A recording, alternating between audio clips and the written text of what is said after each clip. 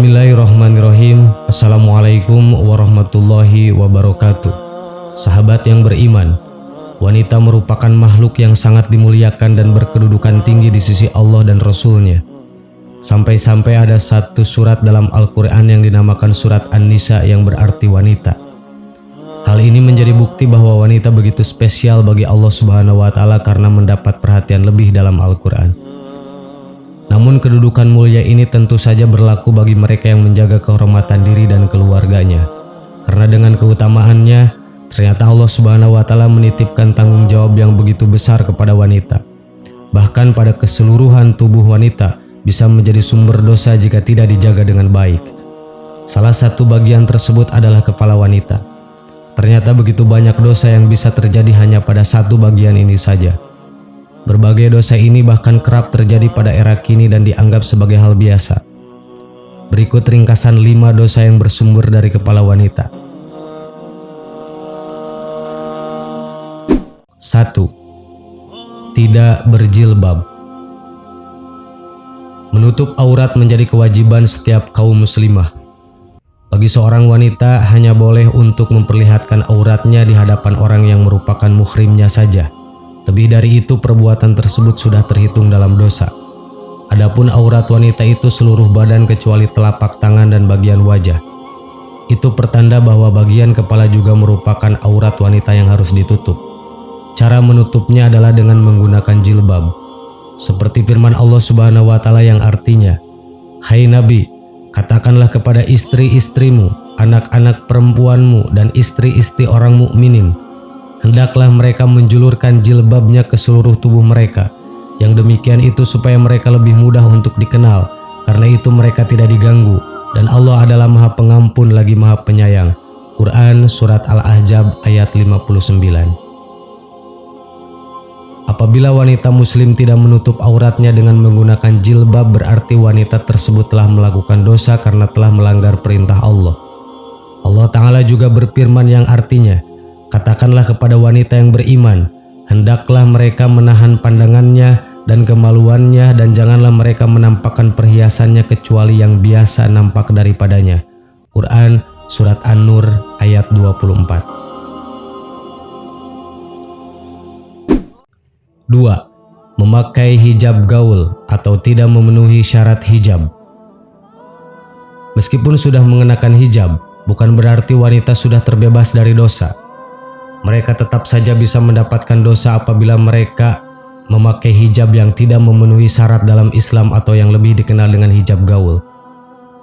Penggunaan hijab gaul ini sudah marak di kalangan masyarakat dengan tujuan agar terlihat lebih modis. Bahkan Rasulullah SAW telah memperingatkan wanita dalam sebuah hadis yang artinya, "Ada 2 golongan penghuni neraka yang belum pernah aku lihat sebelumnya, yaitu suatu kaum yang membawa cambuk seperti ekor-ekor sapi betina yang mereka pakai untuk mencambuk manusia. Wanita-wanita yang berpakaian namun telanjang, yang kalau berjalan berlenggak-lenggok menggoyang-goyangkan kepalanya lagi durhaka tidak taat. Kepalanya seperti punuk-punuk unta yang meliuk-liuk. Mereka tidak akan masuk surga dan tidak dapat mencium bau wanginya. Padahal bau wanginya itu sudah tercium dari jarak sekitar dan sekian." Hadis sahih riwayat Muslim dan Ahmad. 3. Mewarnai atau menyemir rambut dengan warna hitam. Tidak hanya mengenai hijab saja yang berpotensi mendatangkan dosa bagi seorang wanita, namun juga masalah mewarnai ataupun menyemir rambut. Banyak orang yang sudah berumur atau mempunyai uban berniat untuk mewarnai rambut mereka dengan semir hitam. Namun, tahukah sebenarnya perbuatan tersebut memicu untuk mendapatkan dosa? Bahkan jika mereka tetap saja melakukan hal demikian, maka ancamannya adalah tidak akan mencium bau surga. Dari Ibnu Abbas radhiyallahu anhuma berkata bahwa Rasulullah SAW bersabda, "Pada akhir zaman nanti akan muncul suatu kaum yang bersemir dengan warna hitam seperti tembolok merpati. Mereka itu tidak akan mencium bau surga." Hadis riwayat Abu Dawud, An-Nasai, Ibnu Hibban dalam Sahihnya, dan Al-Hakim. 4. Mencabut uban. Ketika seseorang telah tumbuh uban pada rambutnya, pasti akan berpikir untuk mencabutnya. Namun ternyata mencabut uban itu tidak diperbolehkan di dalam Islam. Dari Amr bin Shu'aib dari ayahnya dari kakeknya berkata bahwa Rasulullah SAW bersabda, "Janganlah mencabut uban. Tidaklah seorang muslim yang beruban dalam Islam walaupun selai, melainkan uban tersebut akan menjadi cahaya baginya pada hari kiamat nanti." Hadis riwayat Abu Dawud dan An-Nasai. Untuk menghindari uban tersebut, kita diperbolehkan untuk mewarnai uban tersebut dengan semir, namun dengan catatan tidak menggunakan semir berwarna hitam. Dari Jabir radhiyallahu anhu dia berkata, pada hari penaklukan Mekah, Abu Quhafah ayahnya Abu Bakar datang dalam keadaan kepala dan jenggotnya telah memutih. Lalu Rasulullah SAW bersabda, "Ubahlah uban ini dengan sesuatu, tetapi hindarilah warna hitam." Hadis riwayat Muslim. 5. Menyambung rambut. Banyak tren yang terjadi pada saat ini, salah satunya adalah dengan menyambung rambut. Namun bolehkah menyambung rambut? Jawabannya adalah tidak. Hal ini tertera dalam hadis yang diriwayatkan oleh Bukhari nomor 5591 dan Muslim nomor 2122 dari Asma binti Abi Bakar. Ada seorang perempuan yang menghadap Rasulullah SAW lalu berkata, "Telah kunikahkan anak gadisku, setelah itu dia sakit sehingga semua rambut kepalanya rontok dan suaminya memintaku segera mempertemukannya dengan anak gadisku. Apakah aku boleh menyambung rambut kepalanya?" Rasulullah lantas melaknat perempuan yang menyambung rambut dan perempuan yang meminta agar rambutnya disambung. Sahabat yang beriman, itulah 5 dosa yang bersumber dari kepala wanita. Semoga bermanfaat untuk menambah pengetahuan kita semua dan dapat dijadikan pelajaran untuk menjadi lebih baik lagi ke depannya. Amin. Wallahu a'lam. Assalamualaikum warahmatullahi wabarakatuh.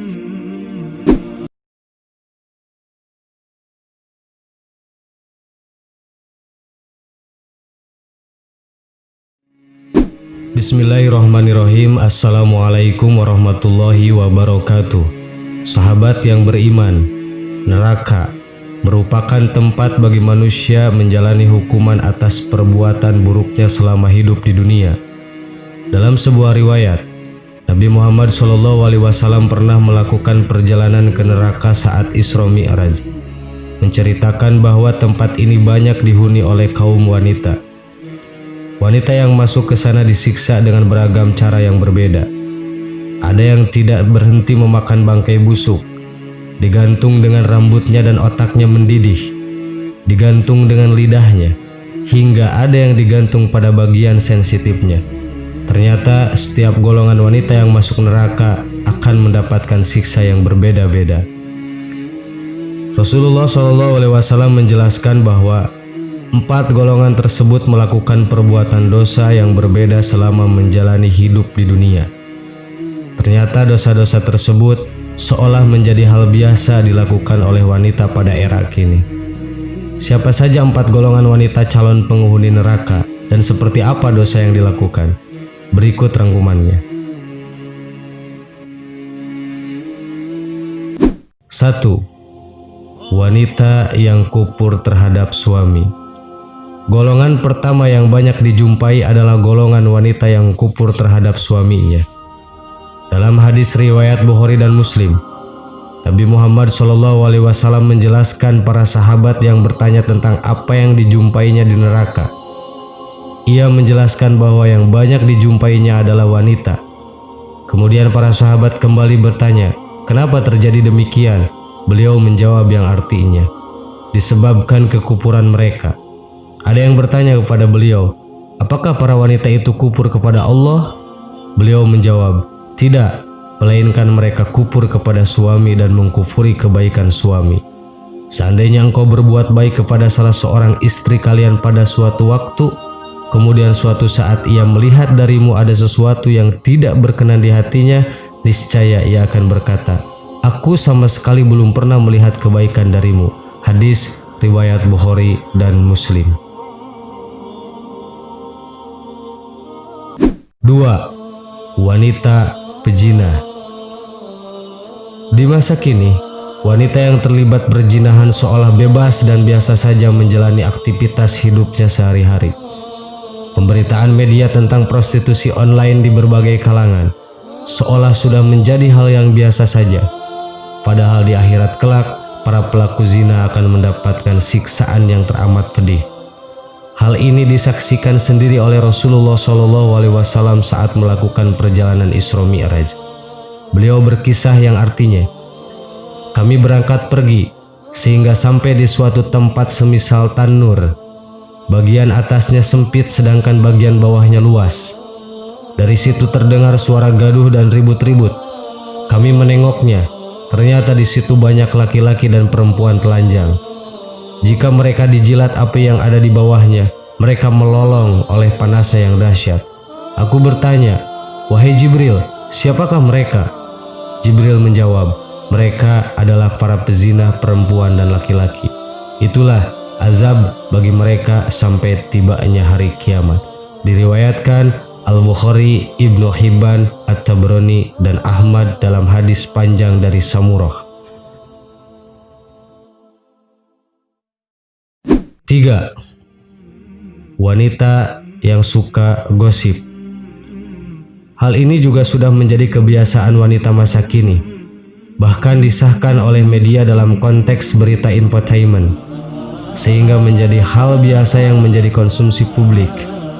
Bahkan tidak ada pertemuan tanpa bergosip terlebih dahulu. Ternyata hal yang kita anggap biasa ini amat berat siksaannya di neraka kelak. Dalam sirah atau kisah Nabawiyah karya Syekh Muhammad Ali As-Salabi diterangkan, Rasulullah SAW Isra Mi'raj diperlihatkan para penggibah disiksa di neraka dengan memakan bangkai-bangkai busuk manusia.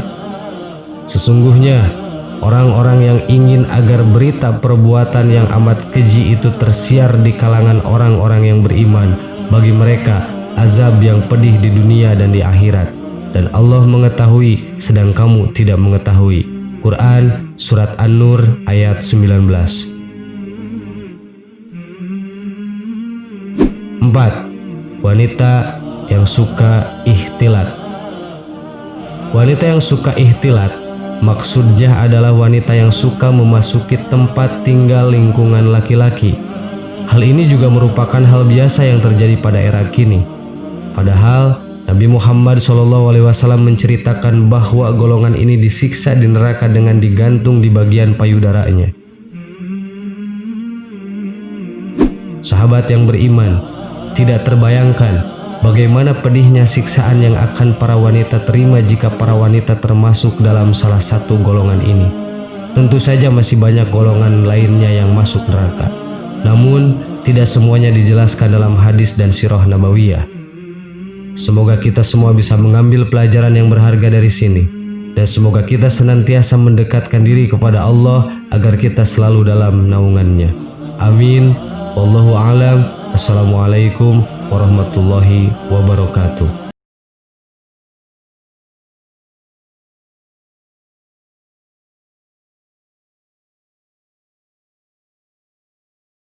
Subhanallah walhamdulillah wala ilaha illallah wallahu akbar. Subhanallah